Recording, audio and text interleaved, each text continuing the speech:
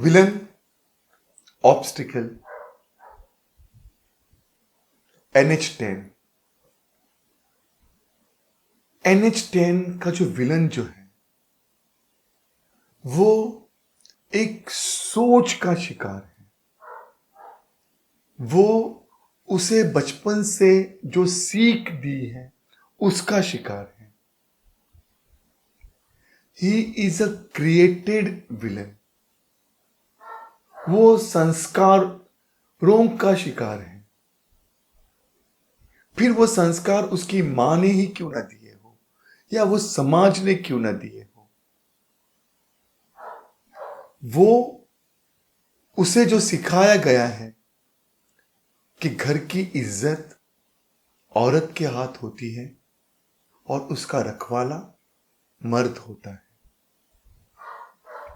और अगर किसी भी कारणवश फिर वो घर की औरत कोई भी हो, मां, बहन, बीवी, बेटी, कोई भी हो, अगर उनका कदम रखे हुए दायरे के बाहर जाता है तो इन मर्दों को हक है कि उसकी जिंदगी ले। तो इसलिए जब वो अपनी बहन की हत्या करता है, अपने बहन के बॉयफ्रेंड की हत्या करता है, तो टुस पर भी उसको तकलीफ नहीं होती है। उसको मार मार के मार देता है, फिजिकली हर्ट करके, वो लड़के को और लड़की को जहर खिला के।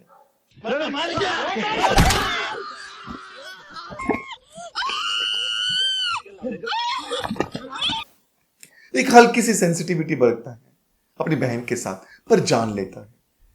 ये एक ऐसा विलन है जो एक सोच का शिकार है, जो समाज में जिस तरीके से ये माहौल क्रिएट किया गया है, जिस तरीके से पीढ़ी दर पीढ़ी मर्दों के कंधों पर ये इज्जत के रखवाले की जो रिस्पॉन्सिबिलिटी दी गई है, ये उसका शिकार है। अगर ये सिर्फ अकेला नहीं है, इसकी मां का भी जो किरदार है वो भी इस चीज की शिकार है। बेटी थी वो हमारी, जो करना था सो करना था। यहां तक कि उसका नन्हा बच्चा, स्कूल गोइंग स्मॉल चाइल्ड, वो जब देखता है कि अपनी मां पर हाथ इस काम ना होता।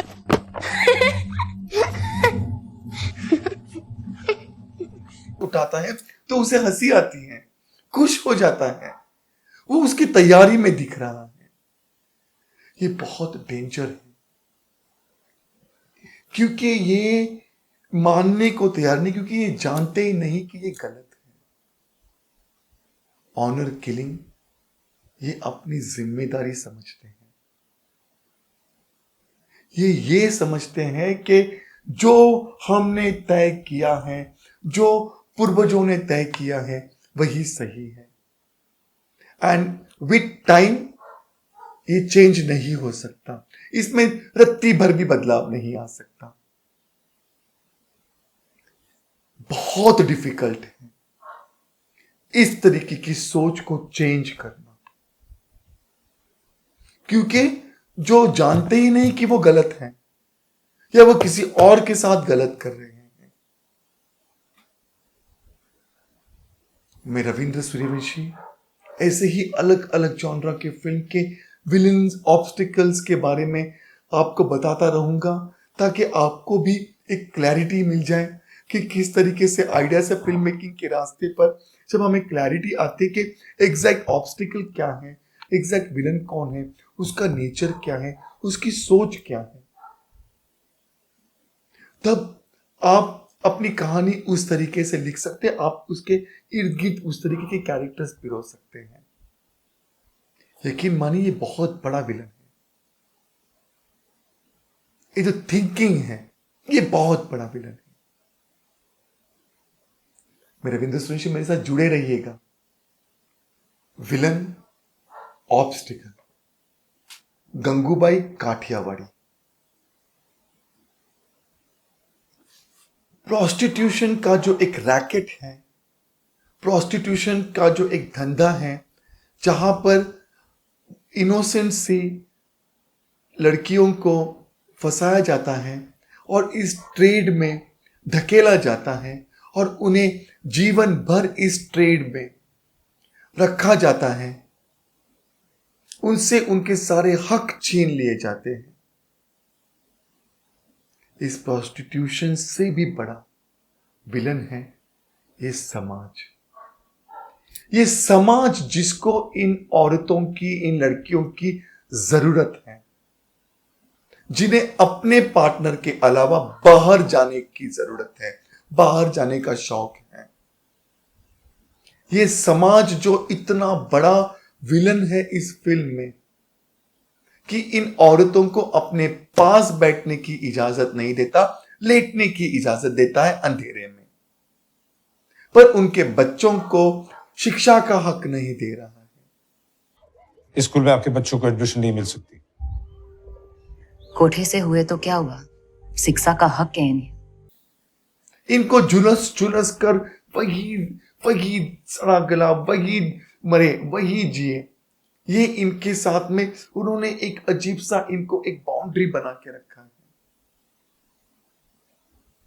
समाज को इनकी जरूरत है, पर जब ये समाज से अपना हक मांगती है या अपनी जरूरतों के लिए दामन फैलाती है, समाज इन्हें धुतकार देता है। सारे जो आदर्शता की मूर्ति है, टीचर्स, प्रिंसिपल्स, अच्छे से सोशल वर्कर्स, हर एक लोग इनसे मुंह फेर लेते हैं। इन्हें बोलने में कंफ्यूजन हो रहा था। हम तो जी रहे हैं। ये सदियों से भारत के देश विदेश के कोनों कोनों में बसी है ये, जिनकी आत्माएं मर चुकी हैं। को इसके टांगे कस के बांध दो, क्या पता कब किसका ईमान बदल जाए। जिसका जिस्म रिएक्ट करना बंद कर दिया है, जिनके मन ने सोचना बंद कर दिया है। सोचिए, हमारे ही आपस के आसपास के नेबरहुड के परिवारों की ये लड़कियां, औरतें हैं, जिनसे जीने का हक खुद समाज ने छीन लिया है। Isn't it a very terrific, unseen villain? एक होता है तो लड़ पड़ेगी, पकड़ पकड़ के मारेगी, अपना हक उठाएगी। लेकिन जब एक पूरा समाज, एक जो पूरा देश की जब एक सोच इतनी विलेनियस है, तो ये बेचारी औरतें जो मजलूम है, जो बेबस है, लाचार है, जो फंसाई गई हुई है, बाहर निकल ही नहीं सकती,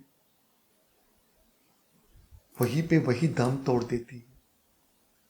कुछ लड़ती है, कुछ हार जाती है।